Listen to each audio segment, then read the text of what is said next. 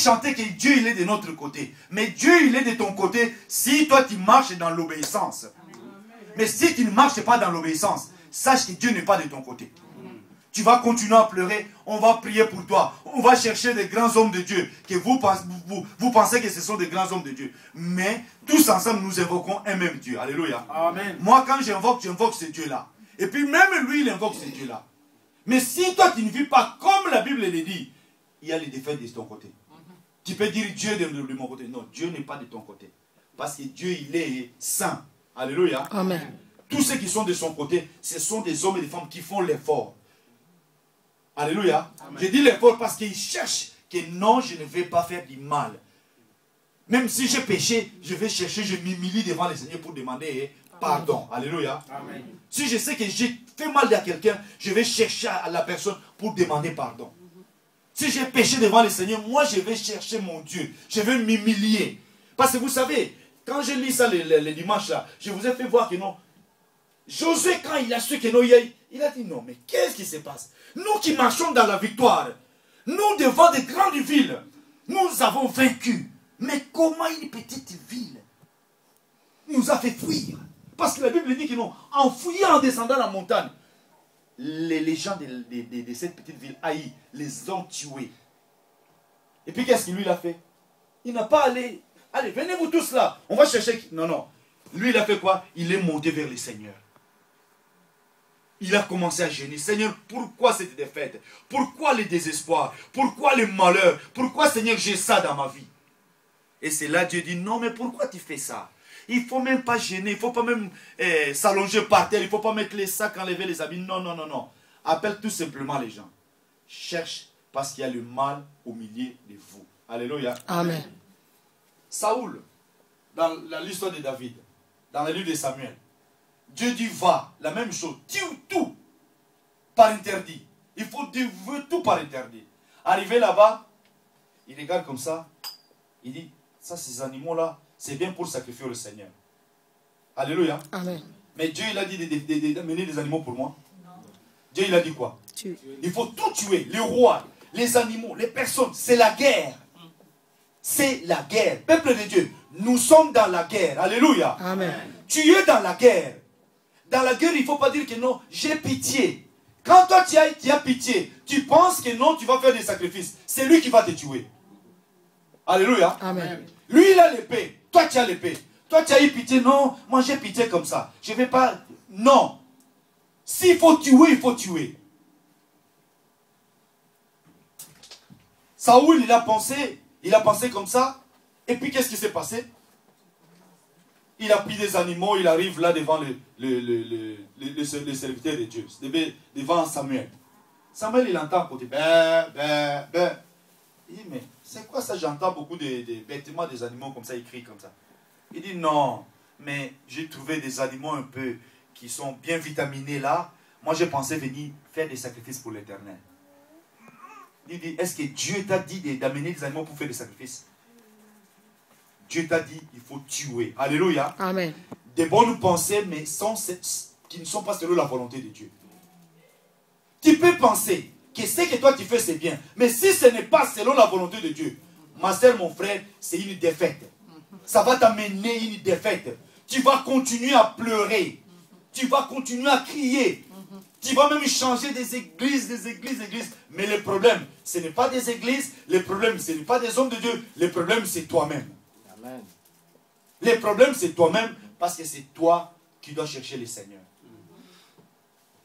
Et puis, l'homme de Dieu a dit à Samuel, il dit, l'obéissance vaut mieux que les sacrifices.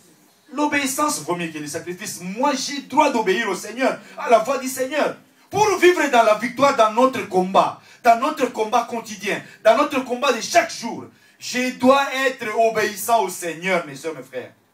Je dois être obéissant. Beaucoup des enfants, maintenant, ici en Europe, n'obéissent plus à leurs parents. Alléluia. Amen. Et c'est pourquoi il y a beaucoup des enfants. Ils ont fait même des endroits où il faut mettre des enfants. Parce que l'enfant, s'il n'obéit pas, au lieu de les punir, on ne punit pas. Mais moi, je vous dis une chose. La Bible dit, Dieu châtie ceux qu'il aime. Alléluia. Est-ce que vous connaissez ça? Oui. Dieu châtie. Le châtiment de Dieu tombe sur tous ceux qu'il aime. Moi, si Dieu m'aime, il voit que non, j'ai fait quelque chose qui ne va pas, qui ne le plaît pas, que lui n'est pas content de ça. Tant que je suis son enfant, Dieu me punit. Et puis dans cette punition-là, tu peux prendre les médicaments, ça ne va pas partir. La guérison pour toi, les médicaments pour toi, la solution pour toi, c'est la confession. C'est l'humilité devant le Seigneur. Alléluia. Amen. Je l'ai vu déjà une fois, un homme de Dieu, un jeune, quand nous étions jeunes à Kinshasa.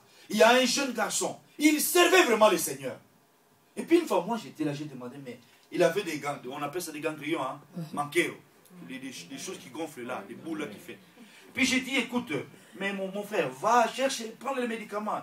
Et il me dit clairement, il dit, écoute, je ne vais pas prendre les médicaments parce que je sais pourquoi cette maladie est dans mon corps. Il dit, moi je sais pourquoi c'est dans mon corps. Et il s'est humilié, il a commencé à pleurer, il a pleuré toute la soirée, il priait, il confessait, il priait. Il s'est humilié devant le Seigneur. La Bible dit, quand si toi tu t'humilies comme ça, de tout ton cœur, Dieu fait quoi? Dieu va donner la solution. Et vous savez, ces ganglions-là, c'est parti comme ça, c'est disparu dans son corps. Et j'ai compris une chose que non, Dieu l'avait puni. Alléluia. Amen. Dieu l'avait puni, lui-même il avait compris. Comme il avait compris, au lieu de prendre les médicaments, ça ne va rien faire. Mais si tu es malade, tu es puni par le Seigneur, tu vas prendre des médicaments. Ça ne va rien faire, même si tu vas à l'hôpital. Ton cas dépend du Seigneur. Alléluia. Amen. Ton problème dépend du Seigneur. Ne dépend pas des comprimés. Peut-être le malheur qui te suit. Toi, tu penses que non, c'est... Non, le malheur qui te suit, c'est toi-même qui es la cause. Tu dois confesser devant le Seigneur, peuple de Dieu. Avant que nous puissions entrer dans un moment, par exemple, comme on est là, ça c'est notre église. Moi, je peux parler comme ça. Si ce n'est pas fini, les jours à venir, je vais vous rappeler par rapport à ça. Nous devons vivre dans les combats. Nous vivons dans les combats. L'église maintenant doit se réveiller. Cette année, c'est l'année des combats. Mais pour bien combattre, nous devons marcher dans la sainteté. Alléluia. Amen. Nous devons marcher dans la pureté. Nous devons marcher comme lui il veut. Nous devons faire l'effort. Je dis bien faire l'effort. Si tu sais que tu es faible, cherche, prie, demande au Seigneur. Seigneur, j'ai besoin de ta grâce, Seigneur. J'ai besoin de ton soutien. Aide-moi parce que moi-même, je ne peux pas. J'ai besoin, non de faire des sacrifices, mais j'ai besoin d'obéir. Amen. Alléluia. Amen. Parce qu'il y a des gens qui n'obéissent pas, mais qui font des sacrifices. Hein. Mais il y a des églises qui ferment les yeux. Et si nous fermons les yeux, tu fais beaucoup de dons, mais si tu n'obéis pas, tes dons-là, ça n'amènera jamais la bénédiction dans ta vie. Et puis en plus, je vous dis une chose.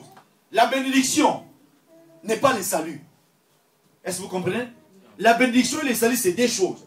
La bénédiction, c'est pour le monde. Mais le salut, c'est pour l'éternité. Alléluia. Amen. Le salut, c'est pour l'éternité. Mais nous ne sommes pas là seulement pour la bénédiction. Mais nous sommes là pour que vous et nous, tous ensemble, nous puissions avoir le salut, l'éternité. C'est même la raison de venir de Jésus-Christ. Amen. Amen. Jésus, il est venu pourquoi?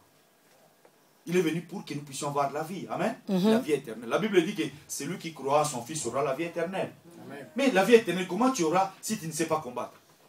Si tu combats vaguement. C'est pourquoi je vous donne l'exemple. Un boxeur qui boit beaucoup l'alcool.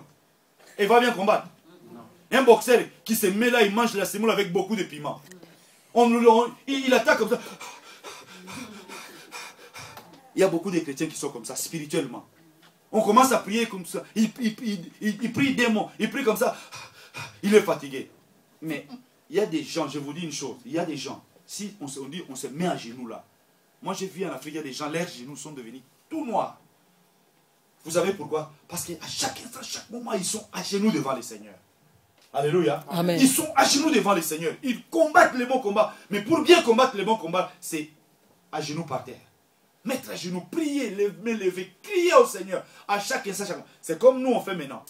Avant, on priait le vendredi vers minuit. Mais maintenant, on fait quoi? On prie le vendredi vers 20h. Alléluia. Amen. On a créé l'équipe d'intercession. Il y a les gens qui viennent, on prie. On se met, on prie. Après la prière, on se met dans le partage. Chacun va parler. Les vendredis, les gens qui étaient là, ils ont vu les vendredis passer, c'était la même chose. Et l'autre vendredi, c'était comme ça. Peuple déplacé pour la prière. Même s'il fait froid, même s'il fait nuit, déplacé pour la prière. Parce que nous sommes dans les combats. Amen. Amen. Paul dit à Timothée, combattez les bons combats. Il ne s'est pas arrêté là. Il dit, saisis la vie éternelle. Combattez les bons combats. Pour combattre les bons combats, il faut respecter les règles. Les règles